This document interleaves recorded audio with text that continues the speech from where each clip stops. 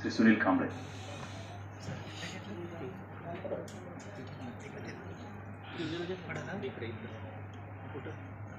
सन्माननीय व्यासपीठ, आजच्या कार्यक्रमाचे अध्यक्ष माननीय डॉक्टर मनोहर चास्कर साहेब, कुलसचिव माननीय कुलसचिव डॉक्टर शशिकांत ढवळे सर, माननीय व्यवस्थापन परिषद सदस्य DN मोरे सर, माननीय डॉक्टर श्री सूर्यकांत जोगदंड सर आणि सर्व व्यवस्थापन परिषद सदस्य आणि सिनेट सदस्य आणि त्यांच्याविषयी आदर व्यक्त करतो. आणि इथे उपस्थित सर्व आपले अधिकारी, शिक्षक, अधिकारी, कर्मचारी आणि गावातले आपले नागरिक या सर्वांचं स्वागत करतो आणि नमस्कार करतो. आज आपल्यातून एक अधिकारी आणि कर्मचारीमुळे आपले 4 जण सेवानिवृत्त होत आहेत. विद्यापीठाचं नुकसानच मानतो मी. आणि दुसरी गोष्ट म्हणजे आज आपले त्रिभुवन सर, डॉक्टर महेश त्रिभुवन सर आज सेवानिवृत्त होत आहेत. त्यांच्याविषयी एक बोलू इच्छितो मी की ते एक शांत, एक मितभाषी स्वभावाचे व्यक्तिमत्व आहेत आणि विविध विभागातील त्यांनी कार्य केले ते आपल्याला सगळं विदितच आहे. माननीय साहेबांच्या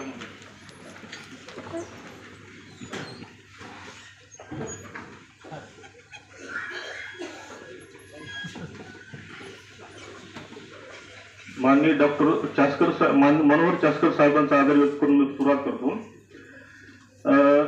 डॉक्टर त्रिभुवन सर, माननीय श्री त्रिभुवन सरने आपल्याला माहिती आहे प्रत्येक विभागात कार्य केले. त्या विभागात आता उच्च पदस्थ असल्यामुळे त्या विभागामध्ये चांगला अभ्यास करावा लागतो. तिथली नियमावली वगैरे सगळं पाहावं लागते. सर ते करतात आणि आताच रजिस्ट्रार साहेबांनी सांगितल्यानुसार त्यांना सगळं GR वगैरे नियमावली सगळं मुफाट आहे, म्हणजे तोंडीपाठ आहे. असंच एक मूल्यमापन, सरांचं एक मूल्यमापन झालं आमच्या कार्यालयामध्ये. आम्ही आता मी मान्य प्रकुलगुरू कार्यालयात आहे. तत्कालीन प्रकुलगुरू मान्य डॉक्टर बिशन सर यांच्याकडे आता मान्य ते शैक्षणिक विभागामध्ये कार्यरत आहेत. आमच्याकडे त्यांच्या आता सर फायली काढायचे, तर त्याचं टिपण असं राहायचं की ते एकदम व्यवस्थित, म्हणजे काय नियम आहे काय सगळं त्याच्यानुसार ते टिपण एकदम व्यवस्थित करायचे. सरांना सुद्धा आवड जायचं नाही. आणि त्यांच्या विभागाचे जे कर्मचारी आहेत आपले श्री माने सर, हे ते म्हणतात की आमचा अनुभव जरी असेल पण आमचं काही चुकलं सर राहिलं असेल तर सर पूर्ण फाईल चेक करतात. त्याच्यामध्ये काय जर चूक असलं ते 100% ते काढतात आणि हे दुरुस्त करा म्हणतात. आणि त्याच्यानुसार सर सगळं व्यवस्था त्याचं व्यवस्थित हे करून फाईल चेक करून ते आमच्याकडे म्हणजे परकुल पाठवतात. तर एकदा झाला ते सरांचा 2-2.5 वर्ष कार्यकाळ झाला माननीय बिशन साहेबांचा. तर त्याच्यानंतर सरांची बदली झाली होती परीक्षा विभागामध्ये. तर तेव्हा मी आता तिथे मदतच होतो, मी ऐकलेले तेव्हा ती फाईल यायचं, तेव्हा ती सरांना तेव्हा म्हणली किंवा ती म्हणजे असा सरांना थोडा त्रास झाला की आता म्हणजे सगळं चेक करावं लागत होतं फाईल. म्हणजे तेव्हा सरांचं मूल्यमापन झालं की कसं होते. पुन्हा वापस त्यांना बोलायचं, ते सरांनी बोलावलं ते विभागाला, म्हणजे शैक्षणिक माझ्याला पुन्हा बदली झाली सरांची. आज त्या विभागातून ते सेवानिवृत्त होत आहेत. सरांच्या सामाजिक कार्याविषयी बोलायचं झालं तर आमचे एक लवजी साळवे कर्मचारी कल्याण महासंघ म्हणून एक संघटना आहे. त्या लसगमच्या माध्यमातून जे आमच्या समाजातले गरीब गोरगरीब त्यांना आर्थिक मदत करण्याचे, विकासासाठी कार्य करणे आणि त्यांच्या जे शैक्षणिक, आमच्या समाजातले जे शैक्षणिक विद्यार्थ्याचे शिक्षण थांबू नये यासाठी किंवा शिक्षण पासून अभावी राहू नये यासाठी त्यांना बी आर्थिक मदत किंवा त्यांना शैक्षणिक साहित्य वाटप करणे यांचे सुद्धा कार्य करतो आम्ही. आणि कर्मचाऱ्यांचे जे अडीअडचणी असेल ते सोडायचा प्रयत्न ही संघटना करत असते. त्यासाठी सर एक उच्च पदावर असल्यामुळे त्यांना एक ग्राउंड लेवलला जाऊन काम करणं होत नाही, म्हणून सर एक आर्थिक निधी म्हणजे निधी स्वरूपामध्ये आर्थिक मदत म्हणून एक सरांचं एक सामाजिक कार्य तुम्ही उल्लेखनीय करतो. आता सर रिटायर झाल्यावर अजून वेळ देतील त्या काम करण्यासाठी. तर सरांना या भावी आयुष्यासाठी मी त्यांचा सेवानिवृत्त आयुष्य सुख शांती समाधान आरोग्य मिळण्यासाठी मी शुभेच्छा देतो. आमचे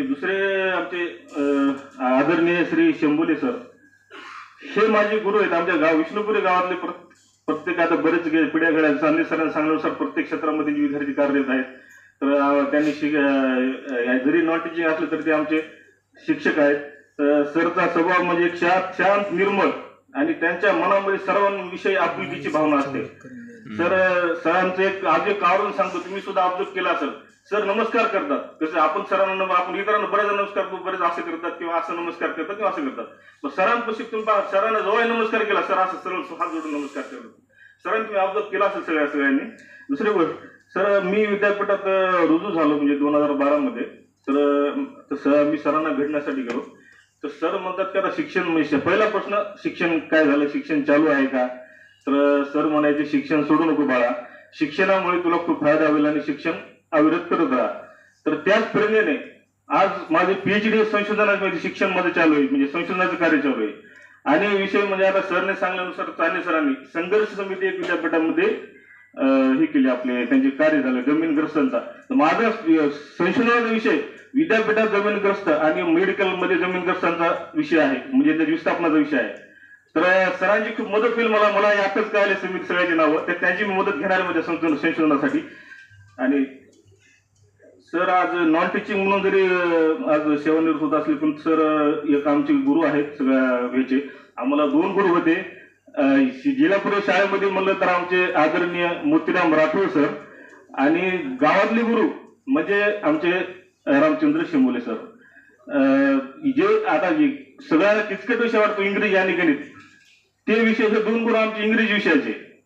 तर शाळेमध्ये व्याकरण जर सुलभ केलं असेल तर आमच्या इंग्रजी व्याकरण सुलभ केलं असेल श्री मोतीराम राठोड सरांनी. आणि गावामध्ये आपले ट्युशन आम्ही त्या सरांची एक आता 90च्या दशकामध्ये एक संकल्पना ट्युशनची सरांचा अवधी एक सांगतो टीचिंगचा सुरुवात म्हणजे सर धनेगावला एक विनामूल्य शाळेवर शिक्षक म्हणून रुजू होते.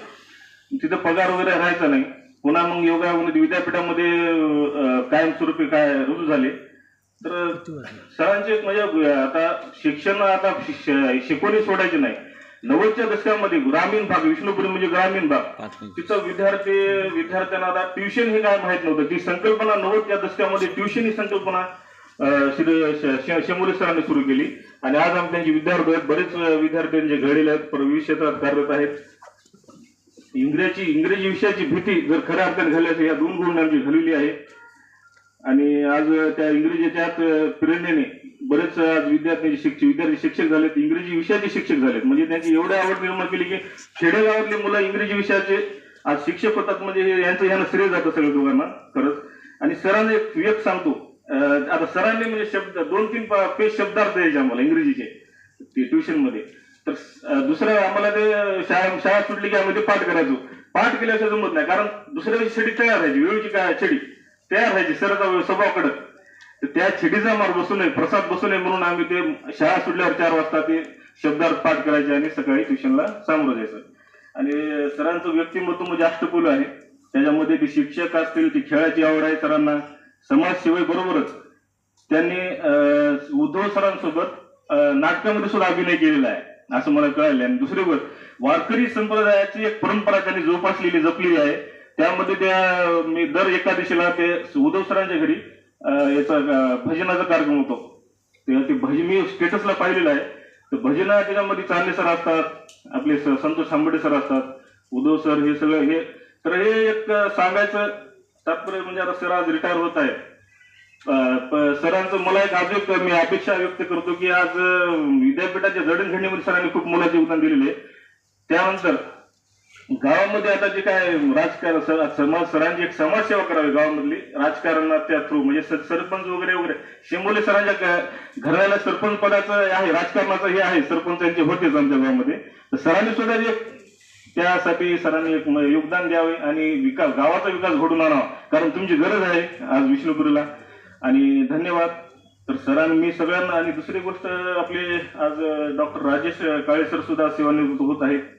तर एक उत्तम व्यवस्थापन त्यांच्याशी एवढंच बोललं, सगळ्यांनी बोललेलं आहे की त्यांची ते कसे त्यांनी व्यवस्थापन केलेलं आहे. एक उत्तम व्यवस्थापन, ग्रंथालयाचे उत्तम व्यवस्थापन म्हणून त्यांना मी श्रेय देतो. आणि त्यांना सुद्धा भविष्य आयुष्य सुख शांती समाधान आरोग्य जावं अशी प्रार्थना करतो. शेंबोले सरांना त्यांचं भावी आयुष्य सुख शांती समाधान आरोग्यमय जावं अशी मी ईश्वरची प्रार्थना करतो. आमचे पुन्हा रगडे मामा आहेत, श्री रगडे मामा, हे कामाव्यतिरिक्त कुठंच असे दिसलेले नाहीत. मी फिरत नाही, त्याच्यामुळे आपलं काम आणि आपण भलं एवढं हे करतात. आणि त्यांना सुद्धा मी त्यांच्या भावी आरोग्यासाठी, भावी आयुष्यासाठी सुख शांती समाधान आरोग्याची शुभेच्छा देतो.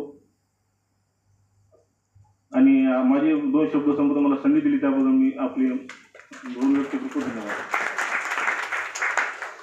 थँक्यू. थोडंसं आपण मनोगताचा कार्यक्रम तिथे